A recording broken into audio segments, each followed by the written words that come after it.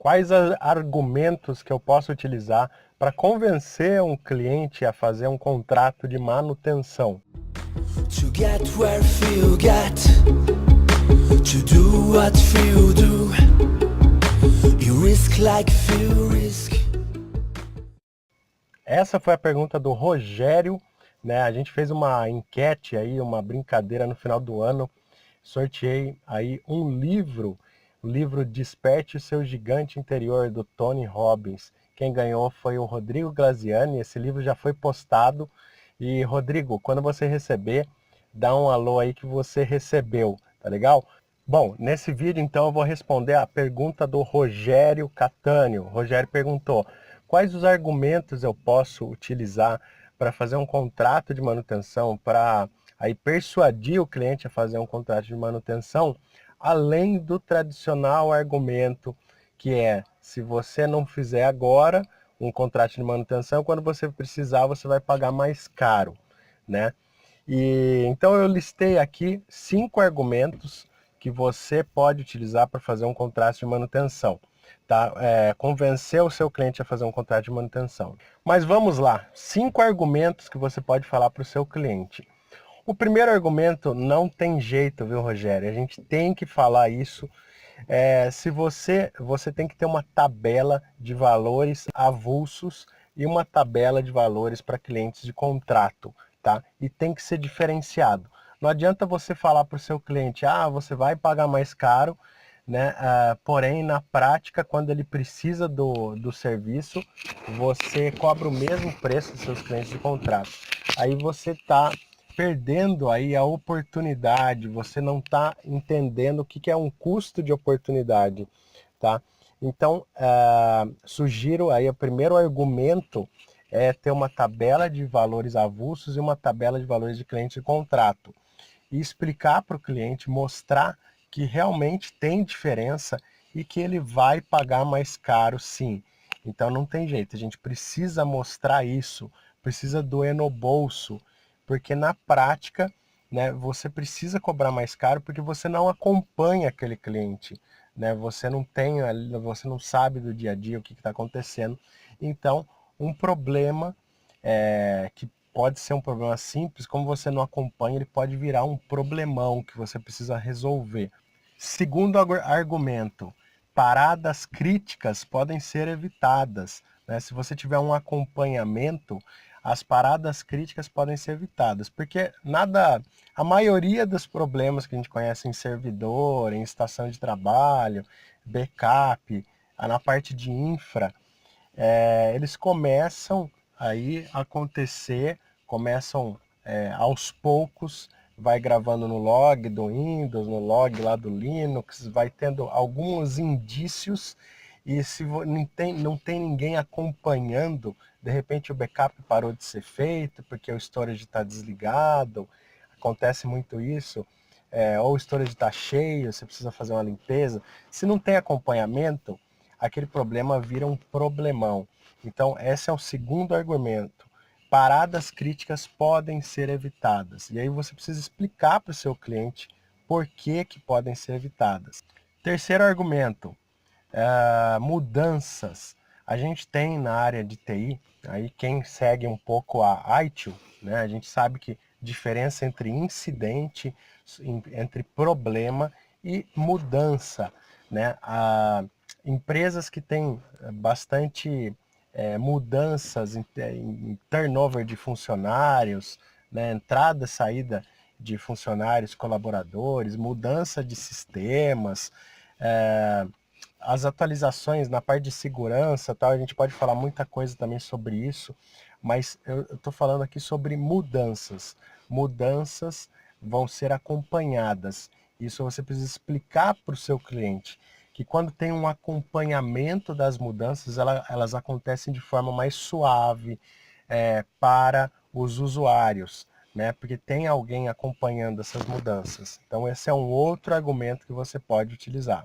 Aqui no Brasil, as pequenas e médias empresas, elas tendem como a gente tem, os impostos são altos, né? A gente tem mão de obra aí especializada, às vezes muito escassa ou muito cara, Então elas tendem a centralizar em uma pessoa ou em poucas pessoas várias atividades de TI. É uma realidade, né? Isso contra fatos, não argumentos. Então você vai numa pequena e média empresa, tem uma pessoa lá que de repente ele mexe com switch, ele sabe criar vilãs, né? Falar um pouco de termos técnicos, ele sabe criar vilãs, ele mexe com backup, né? Ele vai conferir o backup sempre, ele também dá o suporte para os usuários, ele mexe com servidores, então ele faz um pouco de tudo, né? E você, como aí suporte de uma empresa, você tem que mostrar para o seu cliente que você pode ser ali o cara de TI, a pessoa, não é um menino de TI, né, o técnico, mas é uma pessoa que conheça mais profundamente aí, não só da área de TI, e como a área de TI pode agregar no negócio dele, tá? Então, o que você vai explicar para ele? Você vai explicar que em torno da área de TI a gente tem a parte de segurança, a parte de infra, backup, atualização do Windows Server lá, do Linux, você tem que ver logs, tem várias coisas, tem o site, tem o marketing.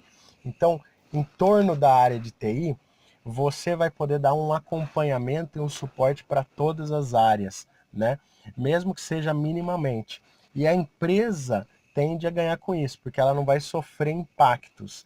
Então você tem que explicar para o seu cliente que no seu suporte, no seu contrato de suporte, até onde você vai e até onde ele vai ganhar com isso, tá? Isso são valores intangíveis, né, mas que precisam ser mostrados para o seu cliente para que ele tenha aí um gostinho de quanto que ele está ganhando, tá? Lembrando que o cliente, ele quer pagar um valor, ele quer receber muito mais daquele valor, tá? Eu como cliente quero isso, você como cliente também quer isso. Então ele precisa perceber isso. Quarto argumento, agilidade no atendimento. Ou seja, se o seu cliente ele é de avulso, né, um cliente que não tem contrato com você, ele te chamar, ele vai demorar, você vai demorar para atender ele, sei lá, um dia, você vai combinar uma hora para atender ele, etc. E seu cliente de contrato, você tem que ter feito o catálogo de serviços, né? Eu já fiz um vídeo sobre o catálogo de serviços, onde você coloca lá, em média, quanto tempo você vai levar para atender esse cliente e para resolver as solicitações. Então, esse tempo de atendimento para os clientes de contrato, ele precisa ser muito menor, né, do que o tempo de atendimento para um cliente avulso. Então, com isso, você consegue fechar mais contratos, tá? O tempo de atendimento vai ser mais rápido, né, vai ser menor, você vai atender mais rápido, vai resolver rapidamente o problema e você vai impactar menos a empresa dele, impactar menos os funcionários que atendem os clientes dele. Então você vai impactar muito menos a empresa dele dessa forma. E o quinto e último argumento, né? Fiz aqui 5 argumentos, mas a gente poderia falar aqui o dia inteiro, vários argumentos. O quinto e último argumento é o argumento do futuro, né? Como você está acompanhando a infraestrutura dele, né? Você está no meio dos fornecedores, dos fabricantes, e você está inserido na área de tecnologia, você tem essa visão. Você sabe quando saem novas atualizações, por exemplo, você sabe que o Windows Server 2003 ele não recebe mais atualização, que o Windows XP não recebe mais atualização. Então você vai tomar uma série de medidas para deixar a empresa dele aí atualizada e sempre mitigando os riscos, né? Diminuindo aí a superfície de riscos, de ataques e de paradas. Então essa parte aí de futuro, se ele tiver um contrato de manutenção, você vai ter um acompanhamento. Agora, se não tiver, vão ser apenas bombeiro, né? Você vai ser apenas um bombeiro que vai apagar o fogo quando ele chamar, tá legal? Então esse é o vídeo de hoje, espero que você tenha gostado. Use e abuse dessas 5 dicas, tá? De nada adianta, eu sempre falo isso, de nada adianta você ver o vídeo, né, receber algum tipo de informação e não fazer nada com ela. Então, pensa agora, reflete um pouco aí, coloca no papel o que você pode mudar, o que você pode falar para os seus clientes, né? Quando que você vai fazer isso? E boa sorte, meu amigo.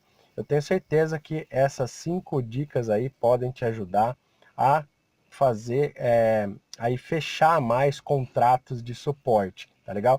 Se você não é inscrito no canal, se inscreva no canal, coloca um comentário aí se você quiser e se você tiver alguma outra sugestão aí do nosso assunto aqui, pode colocar, pode escrever. Eu leio todas, respondo todas. Curte o vídeo se você curtiu e a gente se vê no próximo vídeo. Um abração, até mais.